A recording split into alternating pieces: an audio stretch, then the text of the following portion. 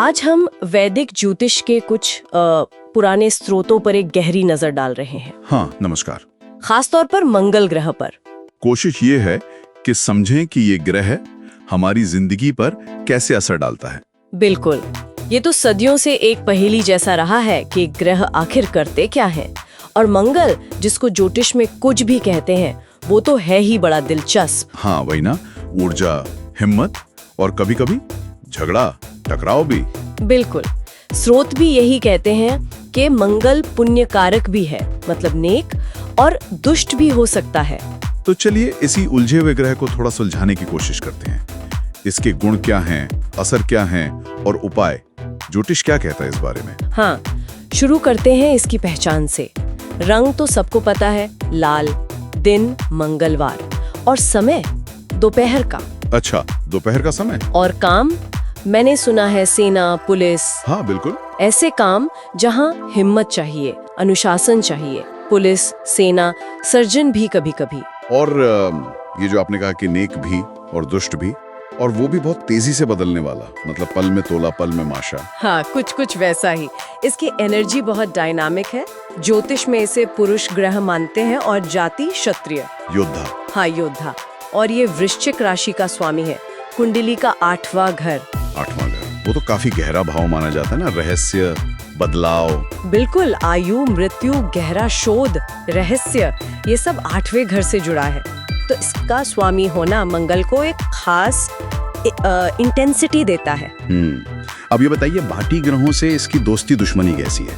किसके साथ पटती है, किसके साथ नहीं? देखिए, बृहस्पति यानी गुरु, फिर चंद्रमा और सूर्य, ये इसके दोस्त माने गए हैं। शायद गुरु का ज्ञान, चंद्र की भावनाएं और सूर्य का तेज। हाँ, वो मंगल की उग्रता को बैलेंस करते होंगे शायद। और दुश्मन है केतु और बुध।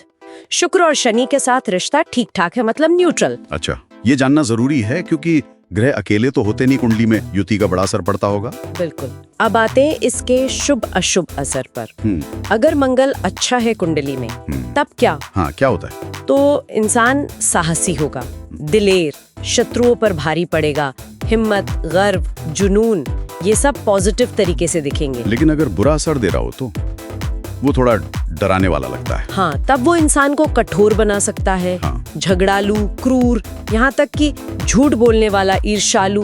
ओह। स्रोत तो ये भी कहते हैं कि ये चोरी, हत्या, युद्ध, हिंसा, इन सब का कारक भी बन सकता है।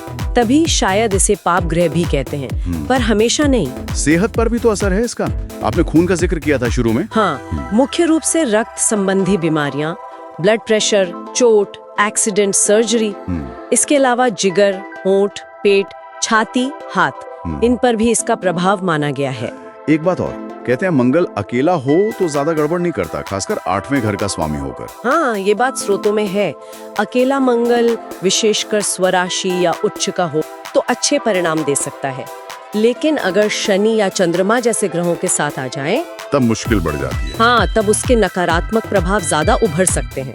अच्छा, कुछ खास भावों में इसके असर की उदाहरण भी है ना? जैसे दूसरे भाव में बैठकर 5वें को देखें तो ये देखना मतलब ज्योतिषीय दृष्टि है ना? बिल्कुल, हर ग्रह अपने से 7वें घर को तो देखता ही है, पर मंगल की 3 दृष्टियां हैं, चौथी, 7वीं और 8वीं। वो जहाँ बैठा है वहाँ से इन घरों पर असर डालता है। अच्छा, 3 दृष्टियां, तो दूसरे भाव से 5वें पर दृष्टि। 5वां भाव तो संतान का होता है। हाँ, तो संतान संबंधी कोई समस्या या चिंता हो सकती है। उपाय के तौर पर कहा गया है कि परिवार के सदस्यों का, खासकर भाई बहन का ध्यान रखें। और एक वो था कि 9वें भाव में अगर बुरा असर दे रहा हो तो भाभी की सेवा करें। ये थोड़ा अलग सा उपाय। हाँ, ये स्रोत बताते हैं। अब 9वां भाव भाग्य का है, पिता का है, गुरु का है, और बड़े भाई के परिवार से भी जुड़ा हो सकता है। तो शायद क्या कहते हैं, उस कनेक्शन से ये उपाय निकला हो। स्रोत हर उपाय का लॉजिक नहीं बताते। सही बात है। सेहत में एक और बात थी, मंगल शनि के साथ हो तो कुष्ठ रोग, रक्त की कमी या वजन कम होना, ऐसी दिक्कतें। और अगर कमजोर बृहस्पति के साथ हो तो पीलिया।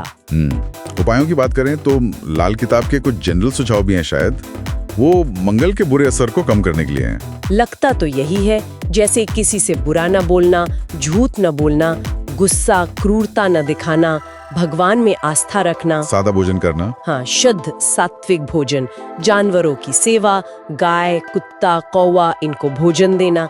एक खास उपाय है मीठी रोटी तंदूर में बना के कुत्ते को खिलाना दिन में। ये सब शायद मंगल की उग्रता को शांत करने के तरीके हैं। बिल्कुल, उसकी एनर्जी को सही दिशा देने के।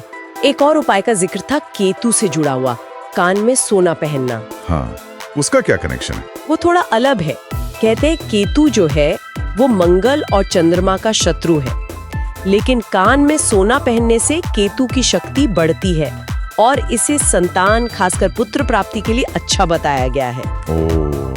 तो ये मंगल का सीधा उपाय नहीं बल्कि ग्रहों के आपसी समीकरण का एक पहलू है। हाँ बिल्कुल।